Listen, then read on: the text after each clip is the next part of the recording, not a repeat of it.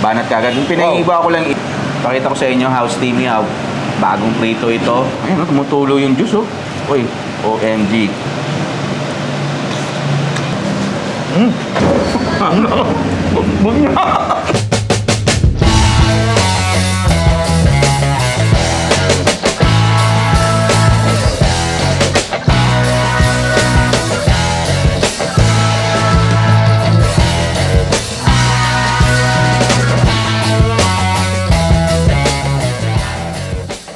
Sir Alan, mabuhay ka. Ako, Mang A, fried chicken. Kailan nag-umpisa ang Mang A fried chicken? Bali, nag-umpisa po kasi kami parang 2005 yata. Yung sa bahay lang kasi. 1,000 lang po yung puhunan namin. 1,000, Sir Alan? Opo. Wow. Bali yung 1,000 po kasi na yun, pumili lang ako ng 6 na pirasong manok. Kumbaga yun lang yung pinaikot namin. Tapos isang beses, kasi naghahanap na nga ako ng kung gusto makipag-partner sa akin. Kaya alam parang yung mga yung nilapitan ko, parang walang tiwala. Okay. Kumbaga, hindi, nire-reject ako. Kaya ang nangyari, yung 1,000, pinangatawanan ko kasi sabi ko may tiwala ko sa produkto ko eh. Tapos yung 1,000 na yon, doon na nag-umpisa na kuhan. Kasi talagang mahina sa una. Tapos minsan, napanood namin yung 700 Club Asia. Sabi nila, subukan mo lang kung ano man pangangailangan mo sa sarili mo, sa buhay mo. Wala ka bang bayad ng ilaw, ng tubig, or ganito. Ano pangangailangan mo? Subukan mo magbigay sa Panginoon. Ang ginawa namin ng misis ko, kinaumaga, nagbigay kami ng 200. Wala pa isang linggo. Nag-umpisa na yung order, kaya sabi ko, ito pala pagka nagbibigay ka para sa Panginoon, parang bumabalik talaga sa'yo. Of course. Kaya yun, doon na po kami nag-umpisa na unti-unti na nagkaroon na kami ng kasama din. Kaya, tapos ito po yung pwesto na to, nung pandemic lang po. Ito. O kasi ang hirap po talaga maghanap ng pwesto. O kaya nung binuksan po namin itong pwesto nung pandemic lang. Kaya gano'n. Hanggang sa ngayon po sa awa ng Panginoon. Ako, amen na amen yan, Sir Alan. Ang galing naman, nakakatuwa sinabi mo na yun, ha? Dahil sa 1,000 at nagbigay, alam mo wala na nga, nagbigay ka pa, pero ito na ngayon, ano? Yung balik po. Binalik sa'yo lahat, ha?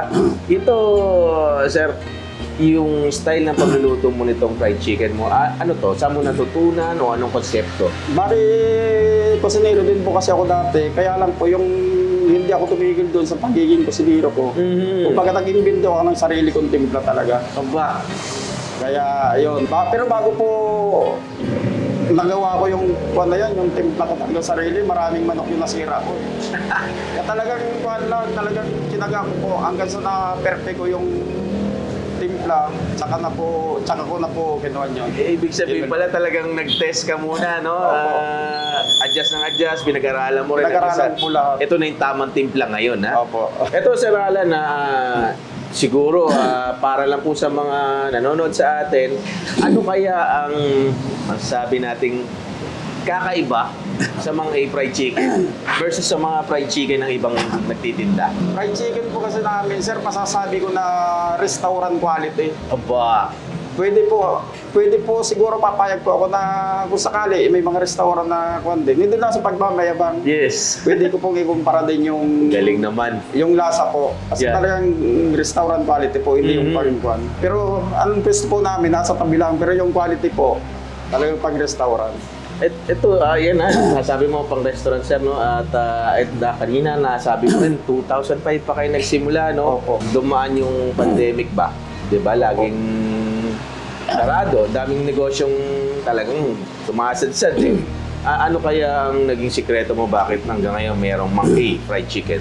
Nung pandemic po talaga, sa totoo lang, nagka-problema rin kami. Kasi nung unang bagsak po ng pandemic, ang ginawa namin ni Mrs., ang pamilya ko, namimigay kami ng mga pagkain sa kalsada. Hindi namin inaasa na magkaka-COVID kami. Uy. Kasi hindi kami naniniwala sa COVID eh. Sabi namin, lang yan, baka ganito ganyan lang. Kasi kawawa. May mga hindi pa nakikita mo talaga sila mga noon. Nasa kalsada yun, talagang walang namimigay po kami ng mga pagkain noon. Kahit na yung maliit na bagay lang na maibalik lang sa tao. Oo. Kaya lang yun nga, nagkaroon kami ng problema na nagka-COVID kami lahat. Akala ko nga po noon na hindi na ako makakabalik ng kami sa patitinda. center. Yeah. Na-confine ko, na-confine ko ako sa lang center ng halos isang buwan. Naku, tagal no, sir. Oo. Kaya talagang akala namin, nagsarado kami ng isang buwan dito sa store. Kaya yun, yung sawa ng Diyos naman, nung pagbalik namin, okay naman, wala namang nagbago. Meron pa rin bumibili, no? Gusto pa rin ng Talagang tao. pinabalik-balikan po nila. Wow!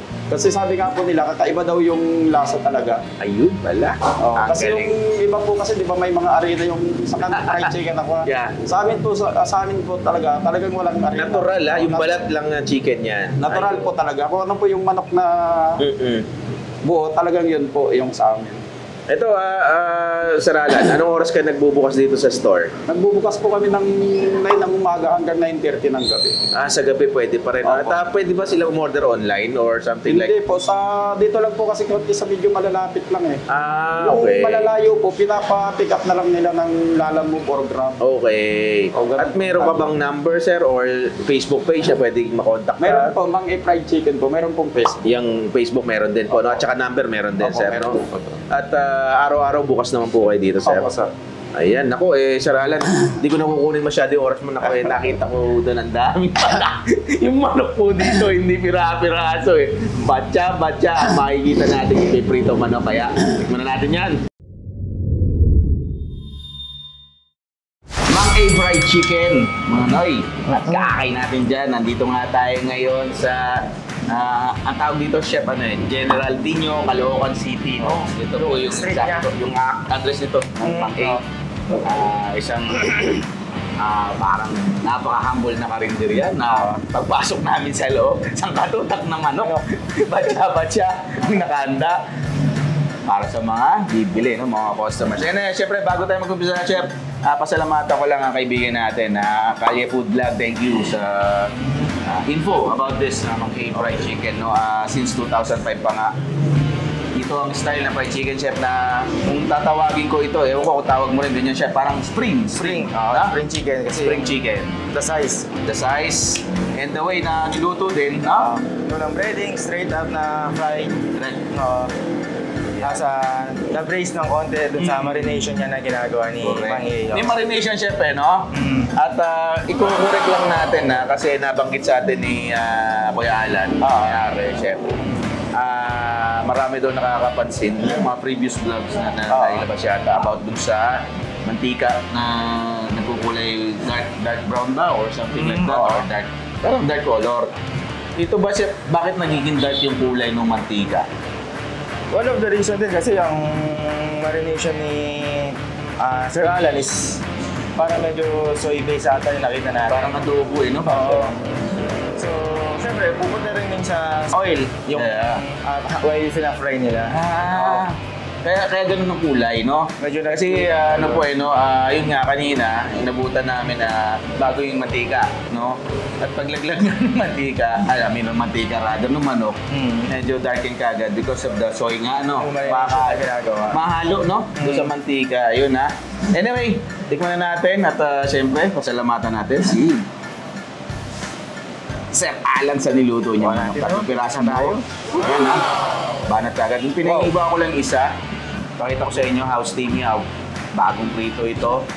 Makaka-order po kayo. Tumutulo yung juice. Uy, OMG. Sa mga gustong order, pakita na kagad natin, bandera natin, yung number dyan na pwede nyo tawagan. At pwede nyo rin bisitahin. Saktong address.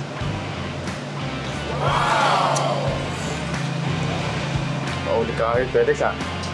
Napaulit ka agad ng agad. Oo. Wow! Tikma ko na rin to. Wow, ganda ng meat.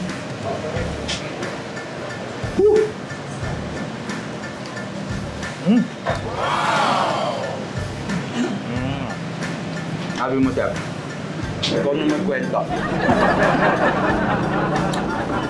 Sabi ko nito, Alex, pasok na pasok yung lasa niya sa meat niya. Fried chicken, no? Wow.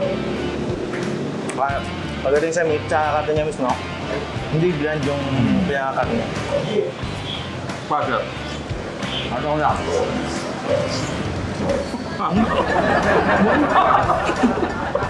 Bigla ba ako nasubong kanin? Mga fried chicken, double check. Yahoo! Highly recommended. Yes. Bili na kayo. Murang-mura lang. Makita natin presyo. Ayan, no? Ang sarap. Sabi ko, nagkakain natin ng ketchup to. Ang sarap. Alam mo kung bakit? Hindi ako nakikita ng sarap. Ang nagpasarap dito, yung ginawa niyang marinade na pinakukulaban, no? Saan niya binibrace yung chicken niya? Parang adobo. Nakikita mo tamang-tama yung ano niya kasi the usual, pag mga ginagawa ng gano'n, nasobrahan. Init. Nagda-dry na yung meat. Yeah. Ito, juicy pa rin, oh. Kasi na-brace na siya, na-fry na siya, pero outcome niya is juicy pa rin. Yeah. Para bang ano, Noy, kumain ka ng, alam mo yung mga na-vlog natin before, napuntahan natin sa Angono Rizal, yung fried itik chef. Oo. Pero ito po, manok version, kaya ang sarap lalo. Dahiti kasi may ibang flavor pa rin siya. Ito fried chicken na ganun, na parang inadobo na prenito. Ang sarap eh. Ganitong bagong luto. No, dinaisect ko na para makita natin how cook yung manok nila dito. Ito, cook na cook. Ganda ha? Kaya lang nag-full of the bone siya. Buto, pati nga mo ito, nakakain ito. Sarap oh. Pero galing din kasi yun nga, na-amaze ako kasi juicy siya. Doon ako na-amaze. Okay, totoo yung sinasabi mo, chef. Meron akong mga nakakain na na-orderan na manok. Alam niyo po yung pagkagat mo, parang nagiging papel. Oo. Parang karton, no? Hirap lunukin. Nilap lunukin, lalo yung breast part, no, chef? Yun po wala na kasing juiciness. Ito. Habang bibirahin mo. Wow. May nakapansin kay Chef PJ, hindi daw makain ka. Hindi po talaga napipilitan lang sa akin kumain ka. Kain niya. Saan namin dito, pagkapatay na po camera, kinukuha ko yung kanin niya. Nabibinitan lang sa akin, sabi ko pa sa kanya. May nakain ko sa'yo, mag-vlog tayo, no? Pagka-off-cam po, no, sa bahay, puro ulam lang kinakain ko. Hindi tumataba na matindi, kagaya natin. Hindi nung ko-order ko sa kanin. Sabi lang isa, ano eh, ate ng mga kasama mo, ay kumain ka kanin. Ang malengka na po, parang hindi Pilipino. Hindi po, ano ba yun? Hindi ako makabila ng ito. Mga night, mga kakay, maraming salamat po sa inyo. No? Siyempre, kay Sir Alan, sa lahat po ng team na bumubuo po ng mga thank you po. No? Salamat sa pagtanggap sa amin, pag-assist sa amin at na-cover natin to hanggang sa kusina. Pagbigyan tayo makapasok, napakita natin. Truly, isa sa mga nakainan ko po, no? Nakita ko na medyo may kalidad at maayos. Hindi medyo, may kalidad, maayos talaga. Kasi stainless lahat, no? Bugasan, lahat nakita. Ang linis ng pagkakagawa at pagtitinda rito, no? Yan nga eh, dahilan na rin dahil si Sir Alan po ay kusinero sa mga kilalang kainan dati. Kaya ganyan po, no? Mabuhay. Malinis sa kusina. Tama. Mabuhay po kayo lahat, Nonoy. Siyempre, akin yung social, no? Oo. Pakita lang natin dyan. Ano ba meron tayong dapat na puntahan? Ang ating Instagram, TikTok, YouTube channel din natin. Oo. Yun, yung sa akin, yung Chef PJ, pakipollow na rin po. Ayan, saan yan? Saan siya ipapalo? Facebook. Makita niyo ako sa Facebook, Chef PJ. Gapista na din. Biro lang po. Maraming salamat sa inyo. Siyempre, mabuhay po kayo lahat. God bless you all, no? Ang aking sol, palagi pong nariyan. Ating Facebook followers ay lobo na talaga at napakasarap sa pakiramdam. Maraming salamat. Road to 1 million followers po tayo dyan, no? At siyempre, tuloy-tuloy lang. Ako po ang lingkod, Kuya Dex. Ingat tayo ha. Kasama pa rin si Chef PJ? Pagmamahal, mga fried chicken. Sarap!